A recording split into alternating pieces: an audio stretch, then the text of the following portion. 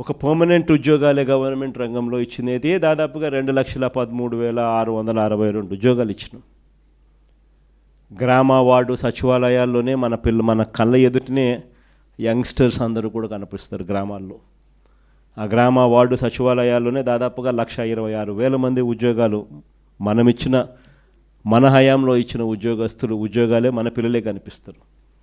మరో 52,000 మంది ఆర్టీసీలో గవర్నమెంట్గా వైఎస్ఆర్సీపీ గవర్నమెంట్లో రెగ్యులరైజ్ చేస్తే 52,000 మంది ఆర్టీసీ ఎంప్లాయీస్ను గవర్నమెంట్లో రెగ్యులరైజ్ అయిపోయిన ఉద్యోగస్తులుగా కనిపిస్తారు. మరో health and medical family welfare సెక్షన్లో చూస్తే దాదాపుగా మరో 17,000 ఉద్యోగాలు అక్కడ కూడా మనం ఇచ్చి జీరో వేకెన్సీ పాలసీ తీసుకొని వచ్చి ప్రతి హాస్పిటల్లోనూ కూడా స్పెషలిస్ట్ డాక్టర్ల కొరతలు నేషనల్ లెవెల్లో 61% డెఫిసిట్ ఉంటే ఆంధ్ర రాష్ట్రంలోకి వచ్చేసరికి కేవలం 4% మాత్రమే డెఫిసిట్.